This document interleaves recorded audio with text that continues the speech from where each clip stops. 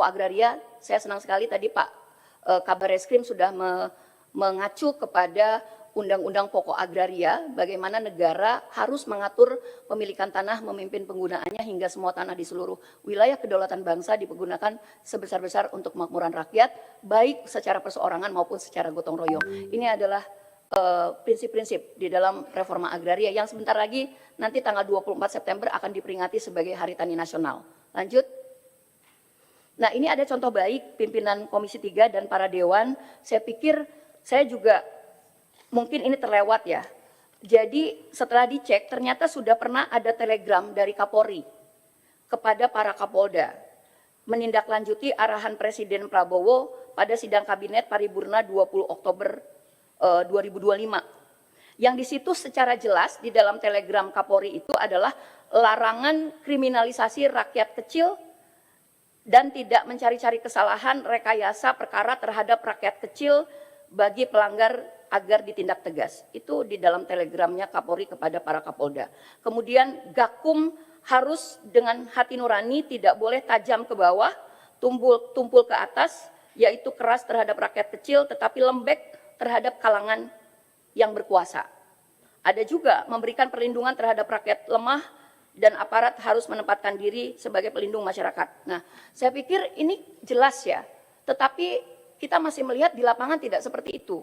Nah, mungkin bisa jadi Pak Kabak, jika dimungkinkan Bapak Kapolri, kalau mau mendukung reforma agraria dan penyelesaian konflik agraria, termasuk sepakat pada perlindungan kepada kelompok-kelompok termarginalkan, perlu ada surat telegram untuk memastikan Kapolda, Kapolres, Pak Kapolsek itu memahami kalau itu konflik agraria struktural, prinsip-prinsipnya jangan tajam ke bawah tapi tumpul ke atas.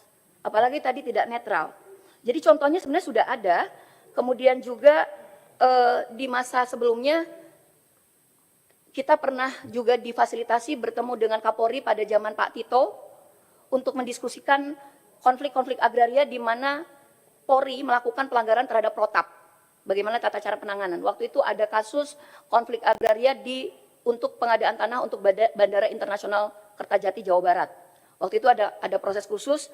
Apakah protap itu dilanggar karena ada 3.000 kurang lebih 3.000 brimob dimobilisasi berhadapan-hadapan dengan petani di 11 desa untuk pengadaan tanah Bandara Internasional Kertajati. Itu proses yang menurut saya itu positif ya, meskipun tidak ada kelanjutannya. Kemudian di tahun 2019 Presiden Jokowi juga sempat memanggil Kapolri pada saat itu untuk bertemu dengan kami tentang konflik-konflik agraria struktural. Waktu itu zaman Pak Idam Aziz.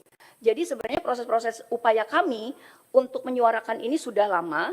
Jadi mudah-mudahan tadi kalau saya menyimak seksama presentasi dari Kabar Eskrim, mudah-mudahan ini menjadi pintu masuk bagaimana penyelesaian konflik agraria ke depan tidak lagi mengedepankan pendekatan-pendekatan yang legalistik semata, tidak hanya mengedepankan mobilisasi aparat, pendekatan represif, tapi pendekatan yang humanis, mengedepankan dialog yang konstruktif dan menyerahkan problem agraria struktural ini tidak dalam kerangka penanganan atau penertiban masyarakat, tapi penyelesaian konflik agraria yang struktural, yang komprehensif di dalam kerangka reforma agraria. Demikian Bapak Pimpinan DPR, terima kasih atas kesempatannya. Wassalamualaikum warahmatullahi wabarakatuh. Assalamualaikum warahmatullahi wabarakatuh. Terima kasih Bu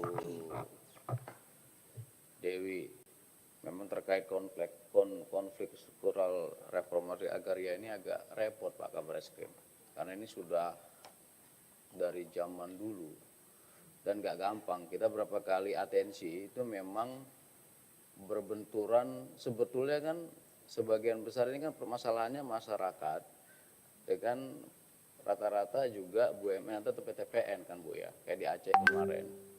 Nah memang seringkali ada beda, ada mungkin dari tindakan masyarakat dianggap masuk ada unsur pidananya. Tapi itu kan berkaitan dengan sebelumnya.